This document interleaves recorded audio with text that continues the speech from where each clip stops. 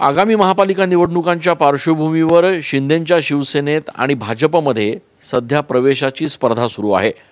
एकीकडे सुनील बागुल हे भाजपत प्रवेश करत असताना दुसरीकडे जुने शिवसैनिक म्हणून ज्यांची ओळख आहे असे मामा ठाकरे आता शिंदेंची साथ सोडून भाजपत प्रवेश करण्याच्या चर्चेत आहेत।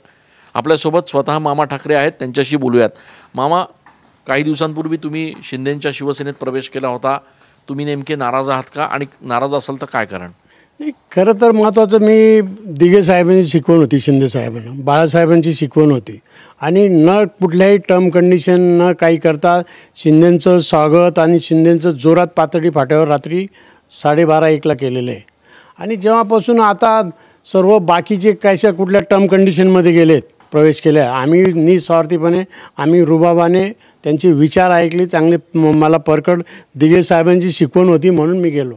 आणि ज्या पद्धतीने आता विचारणा होत नाही ते वाईट वाटतं की साला आम्ही जुने 77चा सैनिक आणि आत्ताचे नंतर जे आले ते त्यांना काय कुठल्या बेसने आमचा विचार आम्ही या शहराचा सर्व अभ्यास केलेला आम्ही बघितलेले, शिवसेना काय आहे ते तळागाळातून बघितलेले, शाखा कशा उद्घाटन केल्या, आम्हाला पूर्वीचे दिवस खूप हाल अपेक्षा झालेले।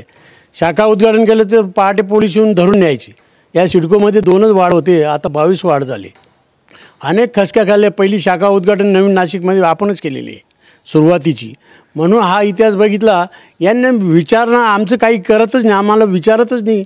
म्हणून अशा पद्धतीने जे रोपटं आम्ही लावलेलं आहे सुरुवातीपासून बाळासाहेबांची शिकवण, दिघे साहेबांची शिकवण, त्या पद्धतीने आम्ही काम करतो आहे। आणि जर विचारणा होत नसेल तर मला विचार करावा लागेल काहीतरी। शिंदेंच्याकडे स्वतः एकनाथ शिंदेंकडे तुम्ही या संदर्भातली नाराजी व्यक्त केली? नाही, शिंदेंना आता काय येतं, हे आजूबाजूचे अशी मंडळी की त्यांची भेट घ्यायलाच अवघड झालेलं आहे। पूर्वी कसं होतं, शिंदे साहेबांची भेट व्हायची, पण आता इतकं अवघड झाले। ठीक आहे, आपण मोठ्या जबाबदाऱ्या महाराष्ट्राच्या आहेत जरूर आहे, पण त्यांनाही कल्पना आहे की नाशिकमध्ये सुरुवातीपासून आम्ही फाउंडर मेंबर आहे, आम्ही शिवसेनेचे चांगल्या पद्धतीने काम करतो, विचारणा व्हायला पाहिजे। पुढे उचलणारे आणि ते आपल्याला तसं जमत नाही ना, पुढं त्या काय म्हणते चपराशी करणं। आम्ही स्वाभिमानी आहे सैनिक आणि स्वाभिमानी सैनिकांनी त्यांनी विचार केला पाहिजे। एकनाथ शिंदेंच्या भोवती देखील कोंडावळा आहे ज्याच्यामुळे त्यांना भेटता येत नाही असं तुमचं म्हणणं आहे? हां, यस, बरोबर आहे एकदम। कोंडा म्हणजे जे चमचेगिरी करणारे पुढं आहेत आणि स्पष्ट आमचे विचार ऐका। संघटना वाढली पाहिजे, संघटनेसाठी काय काम केलं पाहिजे। शिंदे साहेबांकडे गेलो होतो की सिडकोचे प्रश्न मार्गी लावा, सिडको फ्री होल्ड करा। या संदर्भात मी 2-3 वेळा निवेदन दिलं, आंदोलन केलं आयुक्तांकडे। हा महत्त्वाचा सिडकोच्या समस्या महत्त्वाच्या आहेत।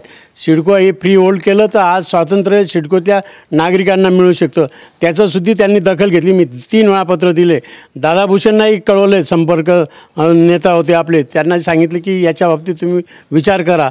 आणि आता महानगरपालिकेत एवढे सभागृह बांधले आहेत, एवढे व्यायामशाळा बांधले आहेत, त्यासुद्धा त्याची काही आता धूळ खात पडले, ते सुद्धा त्याचे साधे प्रश्न त्यांच्या हातात आहे ना, ते केलं पाहिजे ना, सोडलं पाहिजे नागरिकांसाठी। पण मग आता नेमकी तुमची नाराजी कोणावर आहे? एकनाथ शिंदे यांच्यावर आहे का खाली जे काही नवीन पदाधिकारी नियुक्त झाले त्यांच्यावर आहे? शिंदेंशी आपल्याला कॉन्टॅक्ट होऊच देत नाही। आमच्या समस्या म्हणजे नागरिकांसाठी आहे, आमच्या वैयक्तिक समस्या नाही। आपल्या दुनिया म्हणजे पब्लिकसाठी आम्ही कामं करणारे माणसं आहेत आणि म्हणून या पब्लिकसाठी जे मला मागणी मागायची, जे काही करायचं आहे त्याच्यासाठी वेळ दिला पाहिजे मला बाकी आम्ही स्वतः स्वार्थासाठी करणं, ही जे बाकी मंडळी करते हे स्वार्थासाठी करतायत। आम्ही स्वार्थी माणसं आहे की पब्लिकसाठी काम करणार आहेत।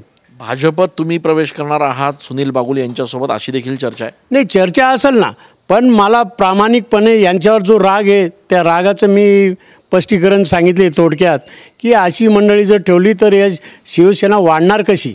आणि मी कुठल्या निपक्ष म्हणजे प्रामाणिकपणे गेलो शिंदे साहेबांनी का गेलो की एक दिघे साहेबांची आणि बाळासाहेबांची शिकवण आहे म्हणून गेलो आहे आणि त्या ज्या आम्ही समस्या मांडतो त्या सुटल्या पाहिजे। खूप खूप धन्यवाद। हे होते मामा ठाकरे, जुने शिवसैनिक म्हणून त्यांची ओळख आहे। एकनाथ शिंदे हे पक्षातून बाहेर पडल्यानंतर त्यांच्यासोबत जाणारे शिवसैनिक आहेत। आता मात्र आपल्याला कुठल्याही प्रकारे विचारणा होत नाही, आपल्या समस्या सोडवल्या जात नाहीत। एकनाथ शिंदे यांच्या भोवती देखील आता कोंडावळा आहे जो त्यांच्यापर्यंत आम्हाला पोहोचू देत नाही असा आक्षेप मामा ठाकरे यांनी घेतलेला आहे। मामा ठाकरे भाजपत प्रवेश करणार असल्याची देखील चर्चा आहे, मात्र त्या संदर्भात त्यांनी आपलं मौन जे आहे ते कायम ठेवलेलं आहे। कॅमेरा पर्सन आकाश येवलेसह मी चंदन पूजाधिकारी, TV9 मराठी।